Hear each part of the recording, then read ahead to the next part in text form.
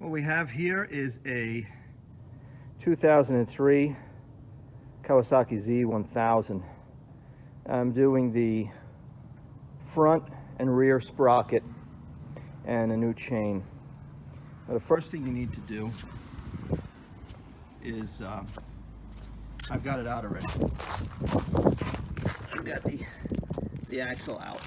But you need a, let's see what we got here. 32 millimeter deep socket, and then you're going to take off the castle nut. You're going to need a set of needle nose pliers to take out the cotter pin first, then 32 millimeters to take out the castle nut, and then you're going to have to you need the mallet. Where's my mallet? You need a rubber mallet to bang the axle through, and take the axle out, and then you put some kind of chisel or something in there to hold the wheel up, just so it doesn't fall out. Otherwise the axle will get stuck.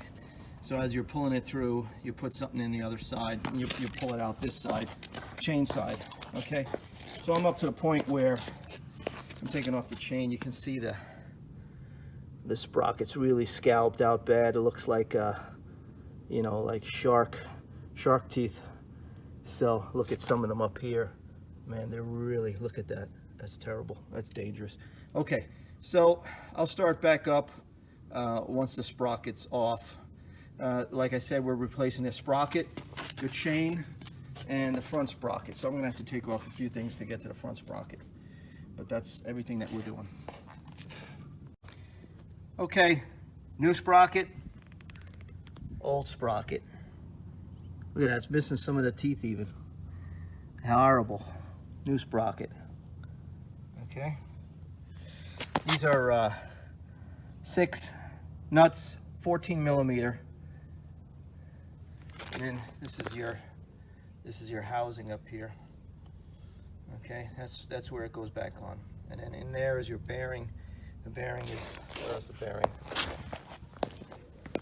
Bearing's down in there. Bearing needs to be cleaned up and packed with grease. Okay, next step. Okay, so we had to clean this out with brake cleaner. It was filthy. Look at the rags. The rags were filthy in there. A lot of grime and buildup. So now it spins. You see it spins freely now. The bearing's spinning freely. I'm going to pack it with some grease, and I clean this up.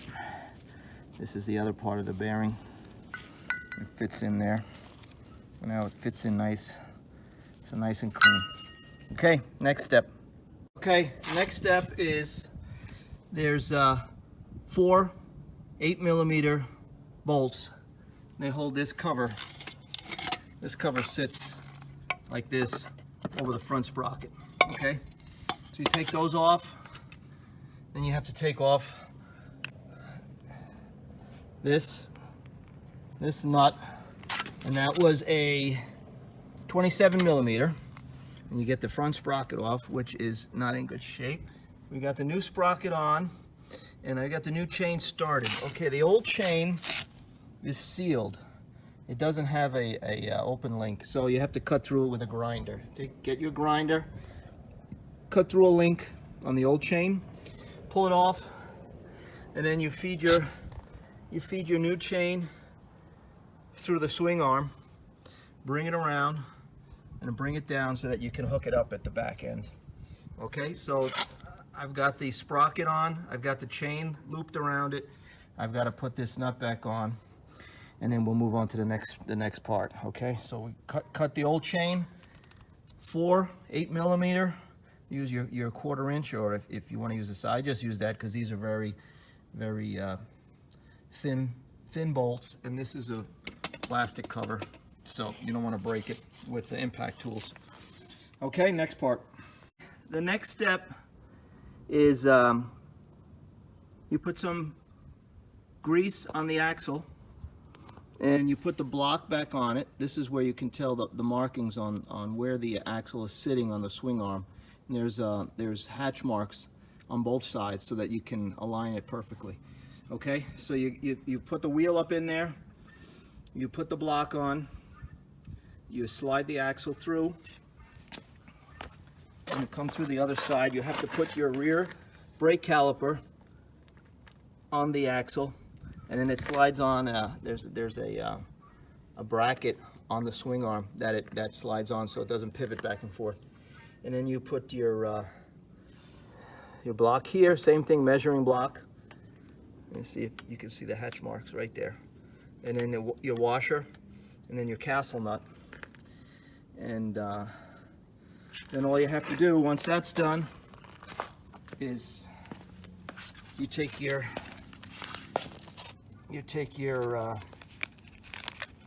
I guess your link attachment here for the chain, and you put it through these two holes. This chain that the customer bought is too long. I've got the swing arm out at its furthest setting, and I still have two links overlap, and I got a lot of slack in the chain. So this chain is not going to work. So I'm going to stop it here, but that's how you do everything, okay? So you take off the wheel, take off the rear sprocket, take the chain off, take off the front sprocket, put the front sprocket on, put the cover back on, then set all the mounting back here with the axle, grease all the bearings and grease your axle. All right, Mike Machine's out.